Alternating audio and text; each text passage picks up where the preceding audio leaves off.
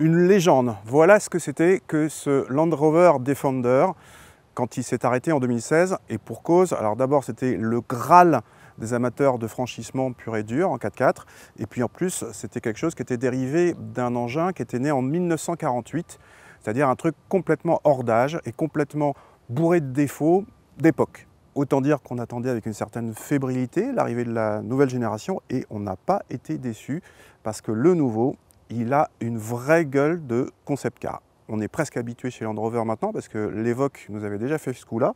Donc voilà, ce nouveau Defender avec sa gueule terrible, il y a plein de petits gimmicks de design qui sont assez étonnants, comme cet empiècement de carrosserie sur le côté, ou bien ce petit bout de faux métal sur le capot qui semble indiquer qu'on peut marcher dessus.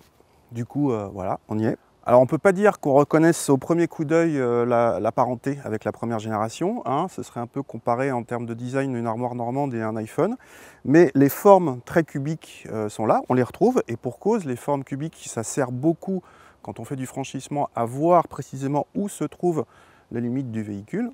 Et justement, ce nouveau Defender reprend tout à fait à son compte la légende de son ancêtre. Il veut lui aussi se poser comme une référence, une des références absolues en termes de franchisseur. En témoignent des chiffres assez étonnants, comme une garde au sol de 29 cm, quand vous avez la suspension pneumatique, qui est en série sur le 110, c'est-à-dire la version longue, ou bien une hauteur de passage de guet possible de 90 cm. 90 cm sans snorkel, c'est énorme. Donc sur le papier, c'est vraiment un franchisseur hors pair. La gamme des motorisations comporte un diesel de 200 et 240 chevaux, ou sans ça, il y a un essence 300 chevaux ou bien un hybride rechargeable de 400 chevaux. On essaye donc ce diesel 240 chevaux en version longue 110, qui est la seule disponible pour l'instant. L'intérieur est un morceau de choix qui alterne modernité et fausse rusticité. Pour la modernité, on trouve un combiné d'instruments numériques, un écran central encore plus précieux que d'habitude, on va voir pourquoi, des monettes physiques à fonctions multiples selon le mode sélectionné. Mais en face, on a plein de vis apparentes pour donner l'impression visuelle de rusticité et donc de solidité, histoire aussi de faire un clin d'œil au possesseur de l'ancien Defender. Au chapitre des fonctions particulières, on note le rétroviseur central qui fonctionne comme un miroir normal ou bien comme un écran relié à l'aileron de requin sur le toit, cela gomme la présence gênante de la roue de secours. Autre caméra cette fois vers l'avant qui permet de voir où on met les roues grâce à un algorithme, comme si on avait un capot transparent, pratique en franchissement.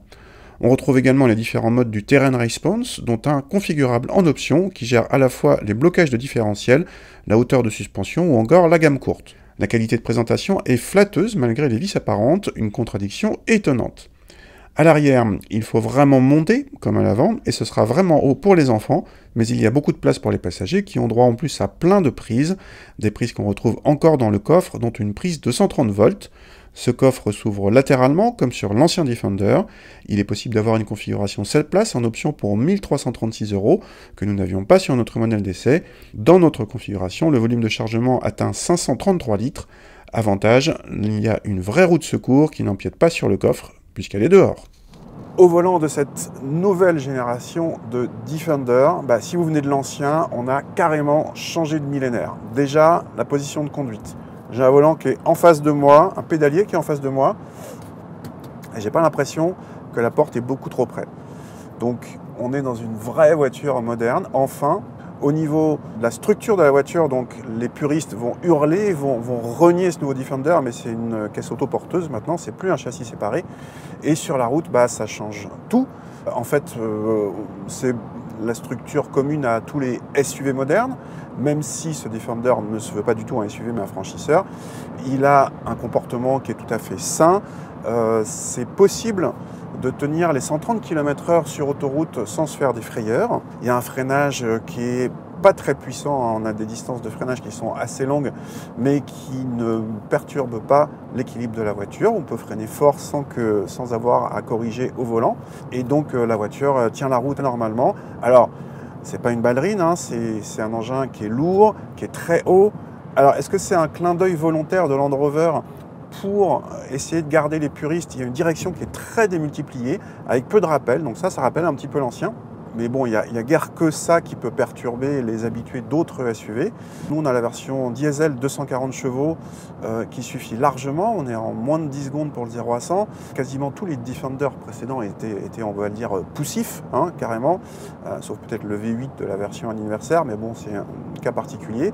Là, on a un engin qui avance normalement, qui tient la route normalement, qui a un bon niveau de confort. Pour le confort, il y a juste les formes cubiques qui perturbent l'aérodynamisme. Et donc, assez vite sur autoroute, on a beaucoup de bruit d'air.